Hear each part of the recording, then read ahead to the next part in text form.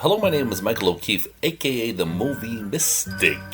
If you enjoy these film reviews, then please press the like button, subscribe, hit the bell, and stay in the know. Subscribing to this channel means you get to watch the coolest new film industry interviews, hear some groovy film reviews, and get some live streams too. Number 13. Beneath the Shadow is a Japanese movie in a rural setting dealing with LGBTQ plus themes that drags on a bit with heavy thematic content and violates the cinematic rule of show me, don't tell me, which ultimately a movie must be judged by. Intellectual concepts are not unwelcome in cinema, but they have to be integrated into cinema instead of being presented as an inherent merit. I like some of the dialogue, but this movie is 2 hours and drags. I like the urban versus rural stories or progress versus tradition. But this movie needed some sort of visual inspiration and condensed scripts to have its desired result for us, the audience, with all due respect. I still love the line about beneath the shadow of the eyeball bearing the soul. It was very cool and strange. This is a movie I want to like more than I did, but hopefully the creators learn from it and continue to make movies. Number 12. Victims is a Malaysian movie that looks at high school bullying from homophobia to slut-shaming. We see that adolescents are all truly awful no matter what part of the world they are from. I believe this movie is more indicative of exaggerating the nature of everything in our times than it is about issues kids face, specifically in Malaysia. But it's interesting to see a movie from here, as this is the first one I have seen from this country. The actors are obnoxious in the right way, and there is a good focus on the herd mentality that is prevalent across the world, but I wish the story did a little bit more. It seems to be saying bullying is bad, but it's not adding much more to that. While the script is good, it is far from magnificent, and the acting is a little amateurish. So it's cool to see a movie from Malaysia. That novelty factor never wears off for the duration of this movie. Number 11. Rom looks at street life in Vietnam, which is great to see. Last year's Vietnamese movie that I saw in the festival was an action movie called Fury, which was enjoyable stuff, but was over-the-top escapism for the most part. Seeing a more grounded, social, realistic street life movie like Louis Buñuel's Los Olvidados is very cool, from running away from gambling in the streets to the remaining popularity of Ho Chi Minh. It is all there to be seen. Some of the acting is amateurish, but that is to be expected if you want that rugged and naturalistic feel to the material. There are continuity issues in the script from time to time, but again, it works for the effect, mostly. Vietnamese friends of mine have helped me understand the country, and this movie complements what I've been told in a tangible way that us North Americans sometimes need to see to begin to understand this is a very different country. Number 10. Detention is right up there with Silent Hill. Number 10. Detention is right up there with Silent Hill with me as a top-tier movie adaptation of a video game, which might not be saying much, but I assure you it is creepy and a fun, loose Taiwanese historical romp. I felt like there were some solid atmospheric shots underlying what is essentially a jump scare movie, which looks at some anguish from Taiwan regarding some cold feelings toward China. The movie is good horror, not great horror, but that will probably be good enough for you if you're looking for something in the genre. It is the goods, without being anything too special, but I also wonder how it compares to the game. I don't play games, so I'll never know, but when this movie is creepy, it hooks you in pretty effectively. It's not as good as great Japanese horror movies, but I still like it nonetheless, without praising it too enthusiastically. Number 9. The Girl in the Gun is a gritty yet fun Filipino movie looking at being beautiful in the slums and the consequences that are inevitable, despite being loathsomely unnecessary for anyone anywhere. There is some sexual violence in this that will alarm people, and slum life films will always have their detractors, but this one is solid stuff, showing how it is in the contemporary streets of the Philippines. It was a good pick for the opening movie of this year's New York Asian Film Festival. I know I would not have seen it otherwise, and it gave me a good taste of things without ever being too overwhelming or too shy about the content. I like the lead actress a lot, and it would be great to see her again in something. I don't count on U.S. migration for any of these cool actresses, but hey, it'll make sense in many cases, and with the Academy's new rules, never say never. Number 8. It is so cool to see Bhutan in a movie. Last year I was able to see, then do an interview for Simya-san at TIFF, which was a documentary set in Bhutan, but Lunana, A Yak in the Classroom is a narrative film. I love the scenery in one of the few isolated countries left in the world. The mountains are truly beautiful, and the customs are so unrecognizable to me that I am able to let the movie's shortcomings pass to an extent. The behaved acting is lovely. The story is a little quaint, but still rather touching, especially by the end. It tells the story of a monk who wants to move to Australia to play music, but still has a year left in his teaching contract. Well, nothing is incredible in this movie, and it's very sweet.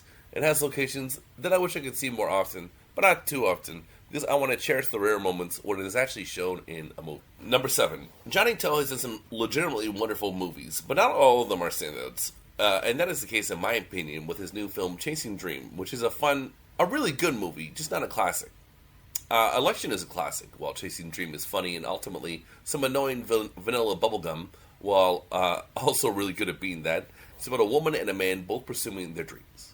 She's into singing on a Hong Kong equivalent of American Idol, while he is doing some mixed martial arts, and they work themselves into a frenzy of passion and commitment into their respective lines of work. The movie is entertainingly stupid, which is less than I expect from a Johnny To movie, but I am pleasantly surprised with by most movies that I end up liking, so take that for what it's worth. Number 6. The Legend of Tomiris is a historical action movie like Braveheart or Gladiator, but from Kazakhstan, showing a female tribe leader dealing with being underestimated and eventually doing battle with the Persians.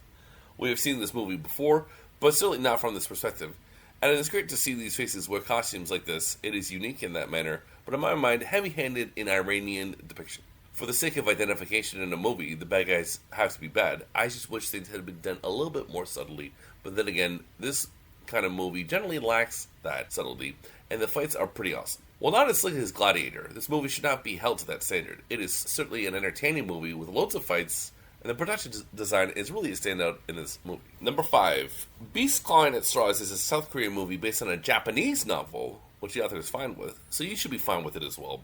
If that was an issue for you to begin with, I suggest you take a walk around the block to cool off. The movie is a gangster movie that does not differ from other gangster movies, but is a good one balancing laughs and violence, all with gritty agendas pushing up against each other like tectonic plates until something explodes. It is nice to see a fun gangster movie, even if it is not anything spectacular or miraculous. It is a solid gangster movie, so what the heck is wrong with that? Do I remember much about it? No. Do I remember being pretty entertained during the duration of watching this movie? Yes, I certainly did. Number 4. Dancing Mary is a pretty wonderful new movie from director Sabu, who was introduced to me as a director from last year's New York Asian Film Festival with movies Jam and Mr. Wan. He also played the brother of the titular character in Ichi the Killer, which is one of the best movies ever. Dancing Mary combines occult horror with realistic Yakuza action. A building is knocked down only for dark spirits to emerge, which will even throw the Yakuza off their game, and it's certainly worth a watch. Sabu is not the best contemporary Japanese director, but this ambitious merging of real and fantasy is of merit. It's basically a horror movie that does not have the same level of terrific idiosyncratic humor that a Takashi Miike movie possesses, but only Miike could have done that, perhaps. This movie is new, and you should watch it if you want some diet Takashi Miike. It has weird Japanese violence in it, so if the story's not awful in these circumstances, that is a win for cinema. Number 3. What is out of the blue is that Hong Kong action movie I've been waiting to see for a while. In the 80s and early 90s, there were plenty of Chow Yun-fat starring movies that you'd be gripped while watching for the duration. And while this movie is not on that golden era level, it is the goods.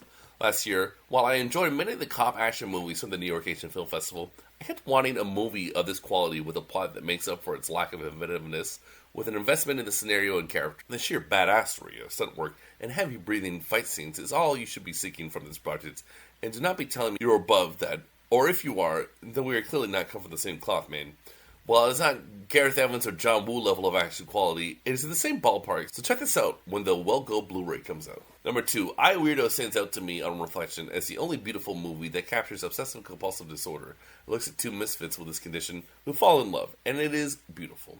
By the first scene, it becomes captivating to see the routines of someone with OCD and sharing the same routine with a female afflicted with the same disorder. However, the story does not fixate, it blossoms into a very emotional ending. I do not want to give away the story structure and development, but will assure you it keeps your attention and pulls effectively at your heartstrings in a way that most Asian films simply do not. If you do not like the violence in Asian movies, but can handle some weird stuff, I suggest this movie to you, because the weirdness is not there for its own sake. It grows into something rewarding that should appeal to a North American audience. Number 1, A Beloved Wife is a horrifying, realistic comedy about a lame, weak, and sweet husband up against a sexy, cruelly belittling, yet vapid wife bickering for the duration of a movie while a poor child witnesses everything.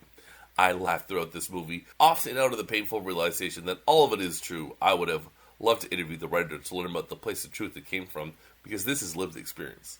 The cringe factor is next level, because it is Japanese, and this man is truly weak, while undeniably sweet. And you can see that he is only taking the high level of abuse to perhaps get laid, which is all he really wants. The realness is what makes this movie so funny, not the strangeness Or perhaps they're one and the same, woven together so well in this movie that it is sheer painful hilarity, and you should try to watch it somehow, some way.